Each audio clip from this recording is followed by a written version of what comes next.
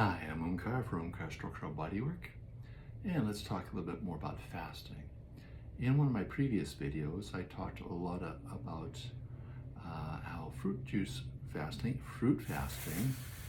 can give you a lot of difficulties if your flora and your fauna and your stomach are not already healthy.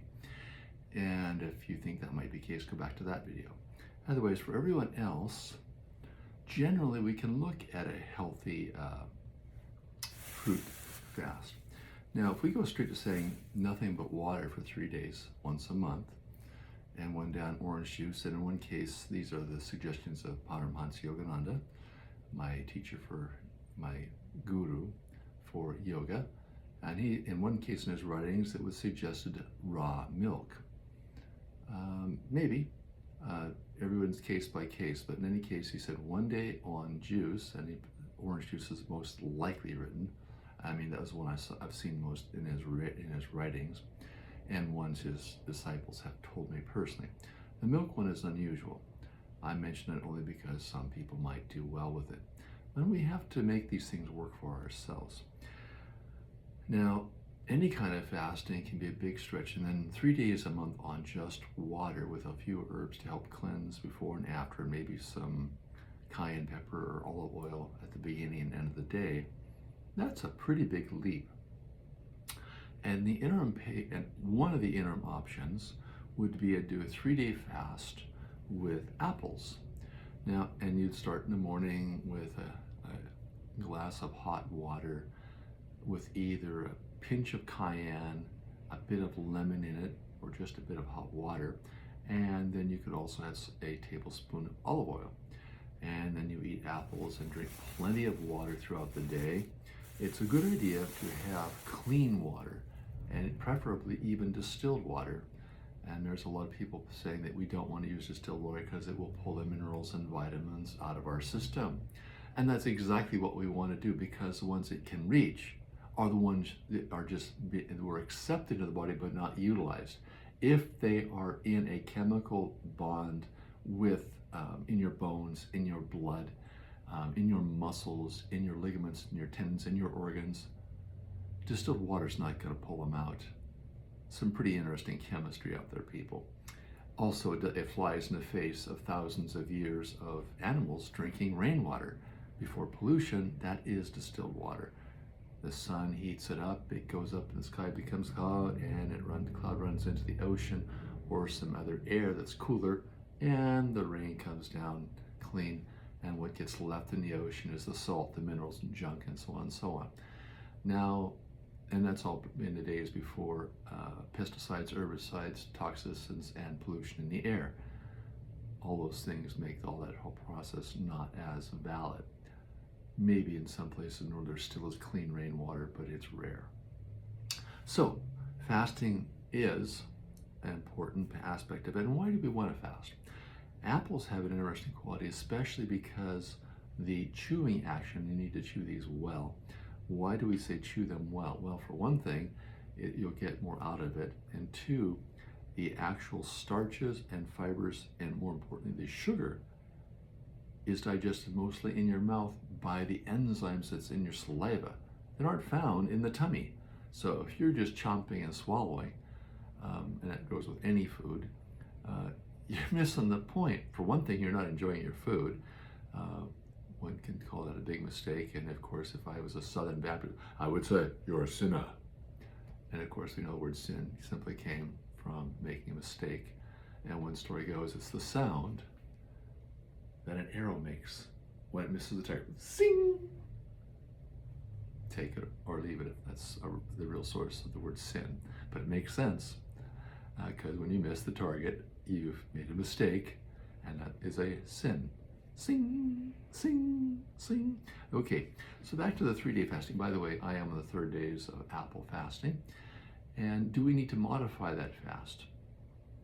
If we're doing a lot of regular work, we're pretty stressed, we may have to add some ground nuts. We may have to just add some nuts, period, to maintain some blood sugar and not get too weird. I have some close friends who would fast 9 days a year, nothing but vegetables and fruit, and they're children would say, "Are you going to do that grumpy diet again?" And then they modified it a little bit because they realized it was not creating harmony in their lives. So while it's a good idea, but maybe those things need to be done in a more controlled environment when you're not trying to do work. My experiment also, not quite the same, it wasn't with children, but with other people, I found I was a little bit quicker on my reaction.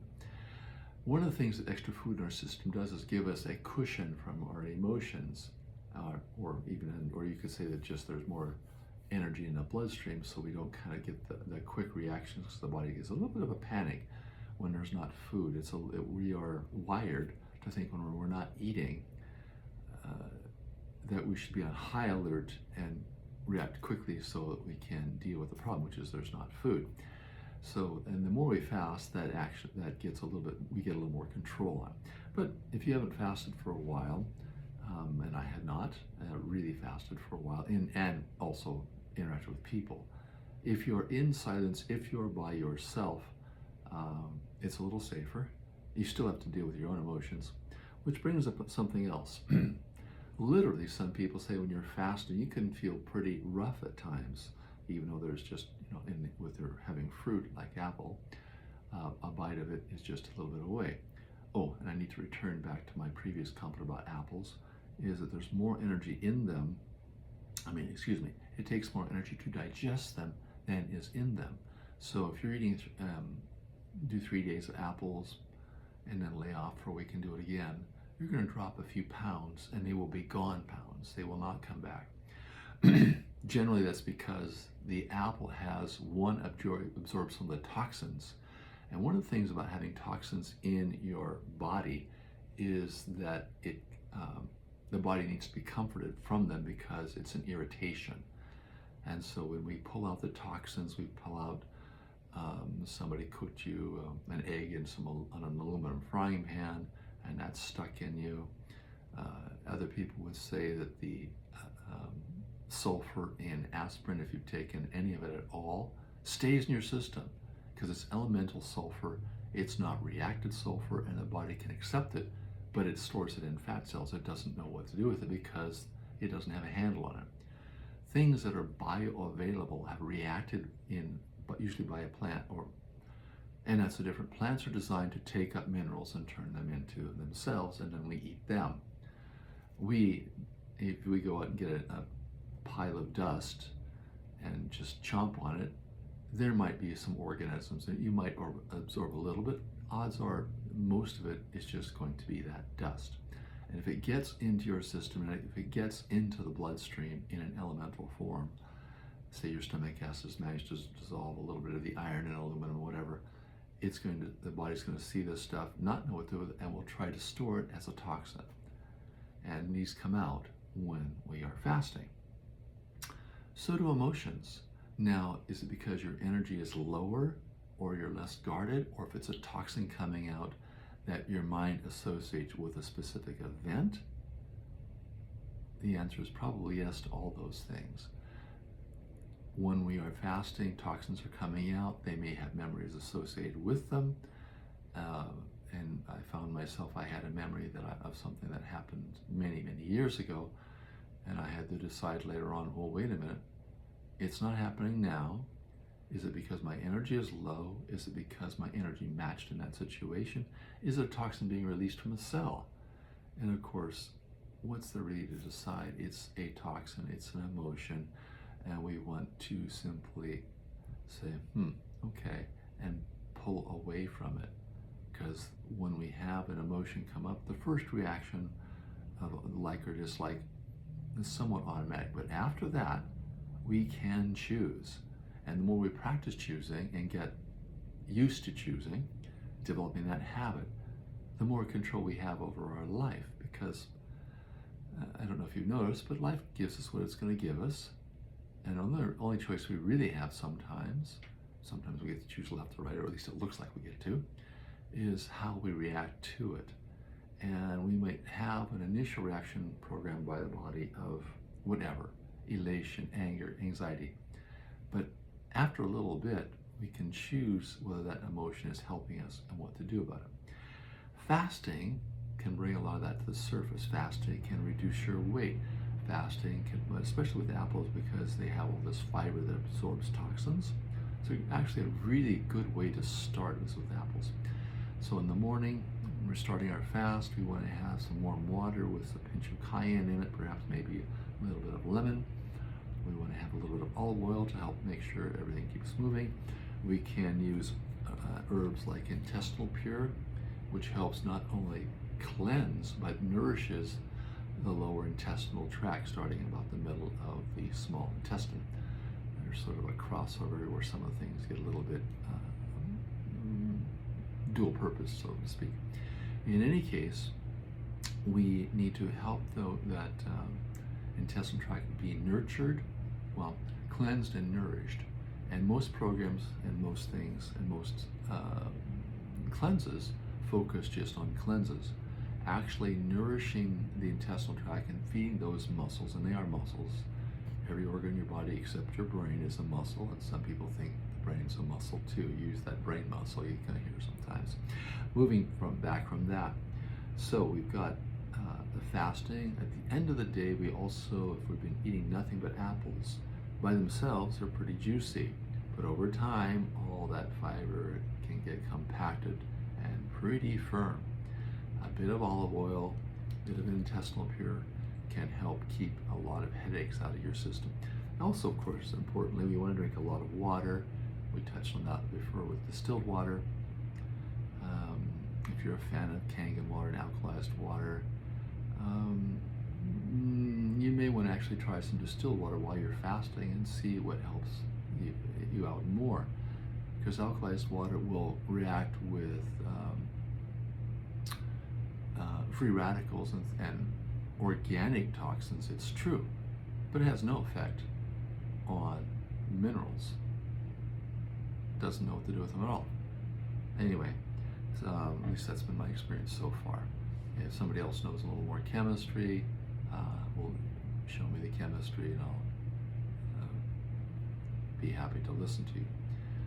Alkalized tends to be there's a little bit more oxygen present. Most minerals do oxidize, especially if they're elemental. Okay, so you go from aluminum in its element state to aluminum into an oxide state, Al2O3. Okay, what's the body going to do with that? Can it get it out of your system? Good question. Typically, most things that the body can work with need to have an organic handle on them. They need to be combined into an organic element. And this is where distilled water, it's empty water, and it literally chemically pulls those elements out of the system. So at the end of the day, after we've had our apples, we've had our olive oil and this stuff, what else can we do? Well, in a future video, well, this is a lot longer, I've got 13 minutes and I was hoping for 3, we'll go over stomach pumping, also called Nali, also called Uddiyana Bandha, the stomach pump. But basically, you exhale, pull the tummy back into the spine and hold it for a bit, or exhale and hold it and then pump it in and out.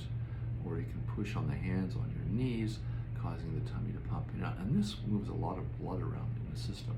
It can help a lot while you're fasting. Okay, we've said a lot about apple fasting, and we haven't even got to any other fasting.